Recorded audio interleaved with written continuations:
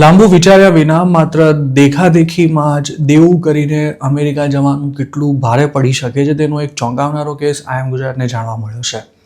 આ વાત છે 2024માં બે એડલ્ટ દીકરા સાથે અમેરિકા ગયેલા ઉત્તર ગુજરાતના એક આધેડ કપલની કે જે હાલ આઈસની કસ્ટડીમાં છે. તેમનો એક દીકરો અમેરિકાથી થોડા સમય પહેલાં જ પાછો આવી ચૂક્યો છે તેમજ બીજો દીકરો ત્યાં સામાન્ય જોબ કરી રહ્યો છે.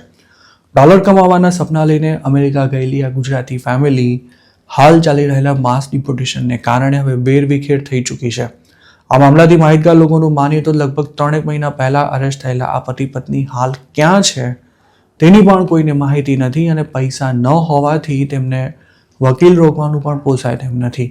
એવું પણ કહેવાય રહ્યું છે કે હાલ આ કપલ ટેક્સાસની જેલમાં કદાચ બંધ હોઈ શકે છે અને ત્યાંથી જ તેને ડિપોર્ટ કરવામાં આવશે. અમેરિકા ગયે ખાસ સમય પણ ન થયો હોવાથી હજુ પણ આ ફેમિલીનું મોટાભાગનું દેવું જેમનું તેમ છે.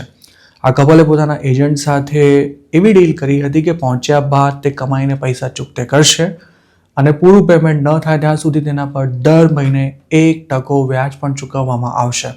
જોકે યુએસ ગયા બાદ તેમની મોટાભાગની કમાણી દેવું ભરવામાં જ વપરાઈ જતી હોવાથી મુદ્દલ કદાચ એમની એમ જ ઊભી છે અને હવે તેની કોઈ રીતે ભરપાઈ થઈ શકે તેમ ન હોવાથી તેમને અમેરિકા મોકલનારો એજન્ટ આ ફેમિલીની કબૂલાત લેનારાને ધાક ધમકી આપી રહ્યો હોવાનું પણ કહેવાય રહ્યું છે. આવી ટ્રેપમાં ફસાતા મોટાભાગના લોકો ઓછું ભણેલા હોય છે. તેમને ઇંગ્લિશ જરા પણ નથી આવડતું હોતું અને અમેરિકામાં તેઓ માત્ર ને માત્ર કાળી મજૂરી કરવા માટે જ જતા હોય છે. તેમને યુએસ મોકલનારા એજન્ટ જ પોતાના કોઈ સગાને ત્યાં જોબનું સેટિંગ કરાવી આપતા હોય છે. પણ અમેરિકા પહોંચ્યા બાદ તેમને $1 માટે ભીખ માંગવી પડતી હોય તેવી સ્થિતિ સર્જાય છે અને ખાવાના પણ ફાંફા પડી જતા હોય છે. ઉત્તર ગુજરાતનું આ કપલ જે લોકેશન પરથી ગયા વર્ષના એન્ડમાં અરેસ્ટ થયું હતું ત્યાંથી લગભગ 30 લોકોને પકડવામાં આવ્યા હતા. એવું કહેવાય છે કે તેઓ જે સ્ટોરમાં કામ કરતા હતા ત્યાં જ આઈસવાળા અચાનક પહોંચી ગયા હતા. મેક્સિકો લાઇનથી યુએસ ગયેલી આ ફેમિલીએ અમેરિકામાં અસાયલમનો કદાચ કોઈ કેસ પણ નહોતો કર્યો. શક્ય છે કે તેઓ આઈસમાં હાજરી પુરાવા માટે પણ ન ગયા હોવાથી ફેડરલ એજન્ટ્સ તેમને શોધી રહ્યા હતા. હાલ જેમ આઈસમાં હાજરી પુરાવા જતા લોકોને પકડવામાં આવી રહ્યા છે તે જ રીતે ધરપકડના ડરથી હાજરી પુરાવા ન જતા લોકોને પણ જેલ ભેગા કરાઈ રહ્યા છે. ટ્રમ્પના પ્રેસિડેન્ટ બન્યા પહેલા અમેરિકા જવા મરણિયા બનેલા ઘણા ગુજરાતીઓ કમાઈને પૈસા ભરવાની સ્કીમમાં ફસાયા છે. આ લોકો અમેરિકા પહોંચી તો ગયા છે પણ ત્યાં પહોંચ્યા બાદ તેમને હકીકતનું ભાન થયું છે. આવા કેસમાં ઇન્ડિયામાં બેઠેલો એજન્ટ વ્યાજની ગણતરીની જે શરતો અને રકમ નક્કી કરતો હોય છે તે પેસેન્જરના અમેરિકા પહોંચતા જ બદલાઈ જતી હોય છે. મુદ્દલ એક હદથી ઓછી ન થાય ત્યાં સુધી પૂરી રકમ પર વ્યાજ વસૂલવામાં આવતું હોય છે અને તેનો હપ્તો પણ એ જ રીતે નક્કી કરાય છે. આ હપ્તો પણ આવા લોકોને જોબ પર રાખનારા એજન્ટના ઓળખીતા પગારમાંથી બારોબાર કાપી લેતા હોય છે અને આખી ફેમિલી 24 કલાક ગધેડાની જેમ કામ કરતી હોવા છતાં પણ તેમના હાથમાં મહિને $200-500 પણ નથી આવતા હોતા અને ઘણા કેસમાં તો ઓનર ગ્રોસરી ભરાવી આપવામાં પણ નાટક કરતા હોવાથી લોકોને ખાવાના પણ ફાંફા પડી જતા હોય છે. પાટણનો એક યુવક આ જ રીતે 2024માં યુએસ ગયો હતો.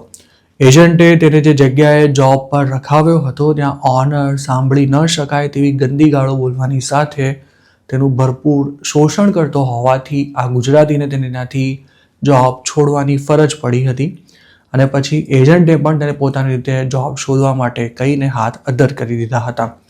જોકે ટેક્સાસમાં રહેતા આ ગુજરાતીને ત્યારે ખાવાના પણ ફાંફા પડી ગયા હતા અને ફૂટપાથ પર પડ્યા રહીને દિવસો કાઢતા આ યુવકને છેલ્લે તો એંઠવાડ ચૂંટીને ખાવાનું શોધવાના દિવસો આવ્યા હતા. તેને વિઝિટર વિઝા પર અમેરિકા મોકલવામાં આવ્યો હતો અને 6 મહિનામાં જ તે ઇન્ડિયા પાછો પણ આવી ગયો હતો. તે ઇન્ડિયા આવ્યો ત્યારે પણ એજન્ટે તેને દમદાટી આપીને પૈસા કઢાવવાના પૂરા પ્રયાસ કર્યા હતા પણ અમેરિકામાં નર્કનો અનુભવ કરીને પાછો આવેલો આ યુવક એજન્ટને 1 પૈસો પણ ન આપવામાં મક્કમ રહ્યો હતો. આમ ગુજરાત પર હજુ 3 મહિના પહેલા જ અમેરિકા જઈને બરાબરના ફસાયેલા એક ગુજરાતી ફેમિલીની આખી સ્ટોરી શેર કરવામાં આવી હતી જેમાં એજન્ટે તેમને જે જગ્યાએ નોકરી રખાવ્યા હતા ત્યાંના ઓનરે તેમના અસાયલમના પેપર્સ પણ લઈ લેતા તેઓ મુદ્દત ભરવા નહોતા જઈ શક્યા જેના કારણે તેમનો આખો કેસ બગડી ગયો હતો. ઓનરના ટોર્ચર અને એજન્ટની ઉઘરાણીથી ત્રાસી ગયેલી આ ફેમિલી પોતાના એક સંબંધીની મદદથી રાતોરાત સ્ટોરમાં ચાવી મૂકીને રવાના થઈ ગઈ હતી. એજન્ટને જ્યારે આ વાતની ખબર પડી ત્યારે તેણે પણ તેમને પાછા તે જ સ્ટોર પર મોકલવા માટે ખૂબ જ ધમપછાડા કર્યા હતા અને આ કેસમાં પણ કબૂલાત લેનારાને મારીને અધમો કરી નાખવાની ધમકીઓ આપવામાં આવી હતી.